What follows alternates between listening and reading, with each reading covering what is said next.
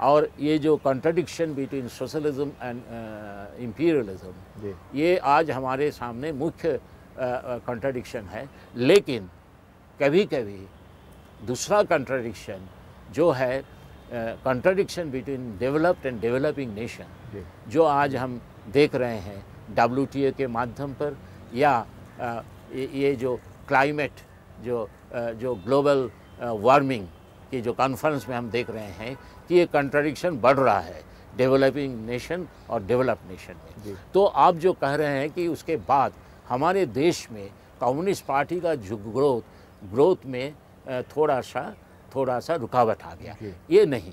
आप देखोगे सन 1990 के साल के बाद हम बंगाल में 4 चुनाव हुआ 90 साल के बाद, और 4 चुनाव में हमने बहुत भारी समर्थन में हमने जीता।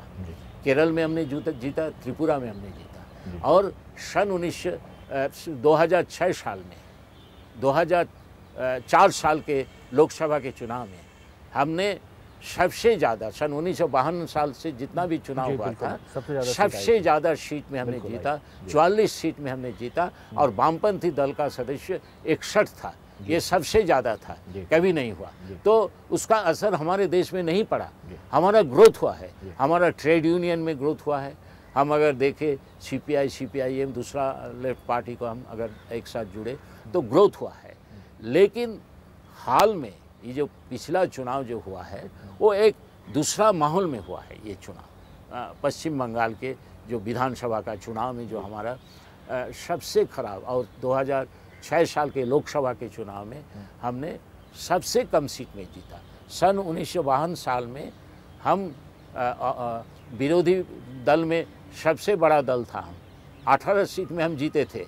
लेकिन हमसे ज़्यादा कोई दूसरा अपोजिशन पार्टी हमसे ज़्यादा सदस्य नहीं था लोकसभा में।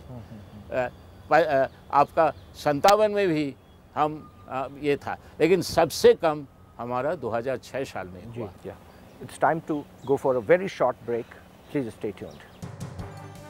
पिछले इलेक्शन में आपकी पार्टी की स्थिति काफ़ी खराब रही। सत्ता में रहने के लिए ये ऐसा हो गया था कि हमको कोई हटा नहीं सकते, इनविंसिबल है हमारा। पहले जन आंदोलन की पार्टी हुआ करती थी कम्युनिस्ट, अब वो स्थिति है नहीं। आपके यहाँ ड्राइंग रूम वाले लीडर्स बहुत हो गए हैं। ऐसा नहीं कि हमारा जो नेता है वो जमीन से जुड़ा नहीं है, आंदोलन से आया है।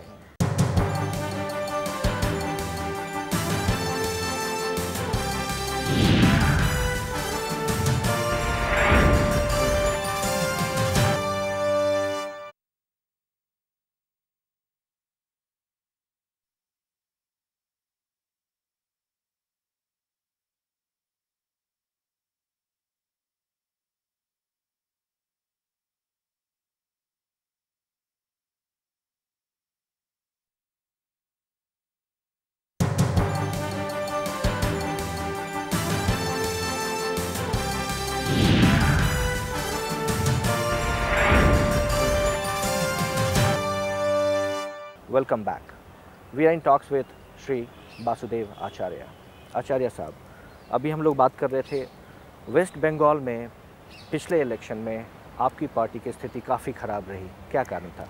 इसमें मुख्य 3-4 कारण है। एक तो हमारा एक हम कहते हैं कि पॉलिटिकल कारण है, राजनीतिक कारण है। दूसरा हमारा सांगठनिक कारण है। तीसरा हमारा ये जो हम इतना दिन से सत्ता में है, सन 1978 साल से हम पश्चिम बंगाल में सत्ता में, उसका कुछ असर पड़ा है।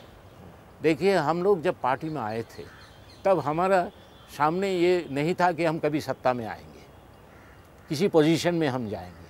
तब तो सेक्रीफाइस का मेंटेनेंसी लेकर ही तो हम आए थे कि हमारा जेल होगा, हमारे ऊपर आक्रमण होगा। बिल्कुल 77 साल के बाद जो पार्टी में आया, ये उनके मेंटलिटी में ऐसा नहीं था। तो अब ज़्यादातर ड्राइंग रूम ज़्यादा हो गया। अब देखोगे हमारा बंगाल में भी, जैसे पुरुलिया जिला में 77 साल में हमारा कुल मिलाकर 700 पार्टी सदस्य थे। आज हमारे पुरुलिया जिला में 20,000 पार्टी सदस्य हो गए। तो आप देखिए, ये जो 19,500 सदस्य जो आए 77 साल के बाद, इनमें वो नहीं है। और हमारे पार्टी ये जो आपका लिबरलाइजेशन का जो चल रहा है अभी सिलसिला, इसका भी प्रभाव हमारे पार्टी वर्कर्स के ऊपर पड़ा है। कुछ करप्शन का भी ये हुआ है, जो हमको हर साल कुछ सदस्य को निकालना पड़ता है इसके कारण से।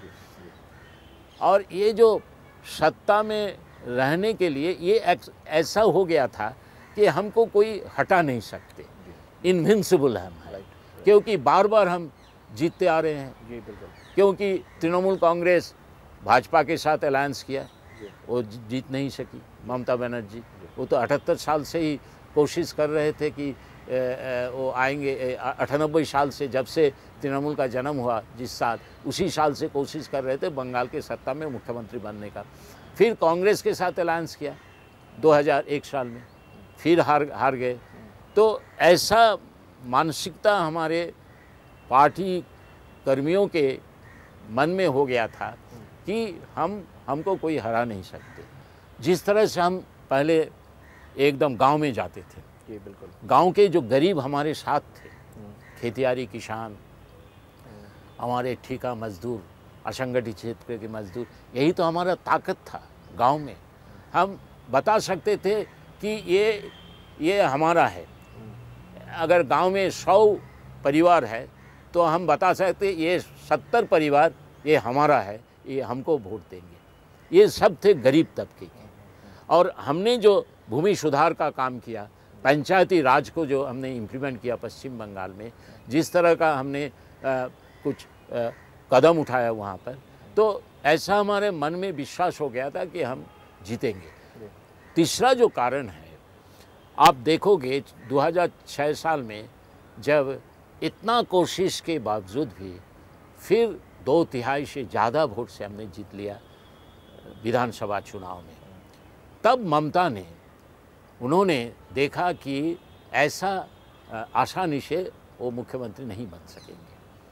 आपका 2006 में शुरू हुआ नंदीग्राम का आंदोलन, जहाँ पर 1 इंच भी ज़मीन वहाँ पर अधिग्रहण नहीं हुआ, लेकिन ऐसा प्रचार हो गया कि गरीबों का ज़मीन छीना जा रहा है, खास करके जो अल्पसंख्यक मुसलमान बराबर हमारे साथ था।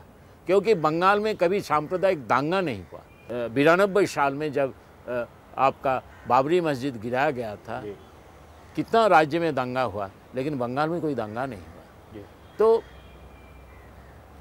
ये जो उनके ये था, ये अल्पसंख्यक हमारे बंगाल में मुसलमान का परसेंटेज है 28% है मुसलमान। उनका लक्ष्य था, उनका समर्थन। लेकिन वो टोटल वोट सिर्फ ममता जी को नहीं मिला, काफ़ी वोट आप लोगों को भी मिला उसमें। नहीं, हमको बहुत कम वोट मिला उन लोगों का। हम अगर आप देखोगे जहाँ जहाँ पर ज़्यादा है, जैसा north 24 Pargana, south 24 Pargana, east Midnapore और आपका ये बर्धमान में कुछ है, ये सब ज़िला में जहाँ पर ज़्यादा मुसलमान है, उनका समर्थन उनके तरफ गया। और इसका मुख्य कारण है ये प्रचार हो गया कि मुसलमानों का ज़मीन छीना जा रहा है, जो कोई घटना नहीं होता। सिंगूर का जो आंदोलन, वो भी हमारे खिलाफ में गया। सिंगूर में जो टाटा का गाड़ी का कारखाना का जो होने नहीं दिया, 80% होने के बाद भी करने नहीं दिया, वो टाटा वहाँ से हट गया, ये भी हमारे खिलाफ में गया। तीसरा जो था कि हमारे खिलाफ में खाली पश्चिम बंगाल में ही नहीं, हमारे खिलाफ में हमारे पार्टी को,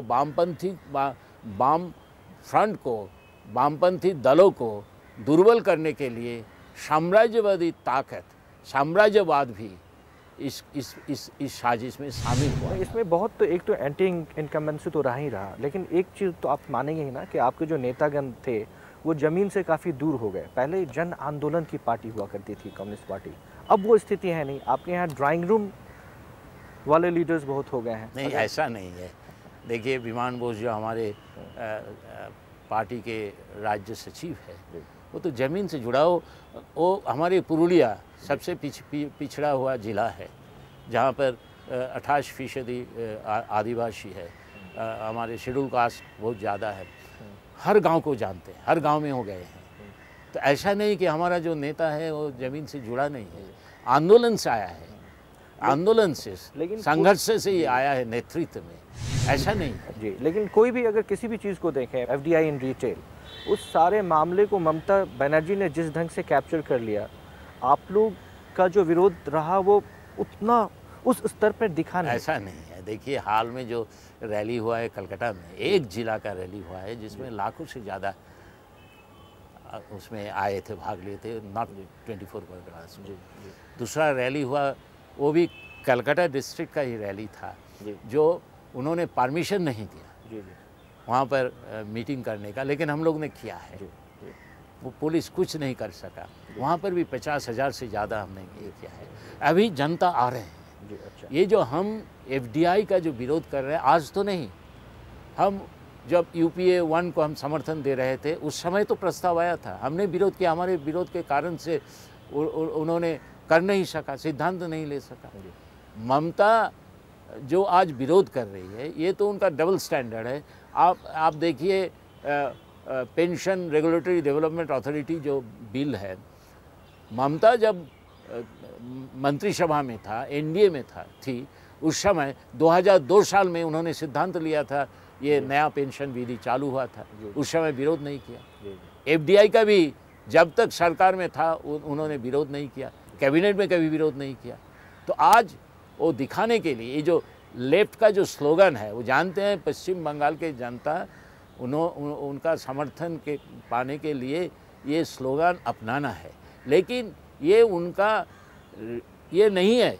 वो FDI का ऐसा विरोध नहीं करते हैं। अगर विरोध करते हैं तो अमेरिका के राष्ट्रपति को क्यों बुला रहे हैं कि विवेकानंद के जो 150th ईयर एनिवर्सरी में उनको इनवाइट क्यों कर रहे हैं? जो अमेरिका के राष्ट्रपति ओबामा, उन्होंने दबाव से नरसिम्हा हमारे प्रधानमंत्री मनमोहन सिंह को ये मानना पड़ा और सिद्धांत लेना पड़ा। चलिए, it was really nice talking to you. बहुत खुशी हुई आपसे बात करके। In our next episode will again come back with a special person. Keep watching Lok Sabha television.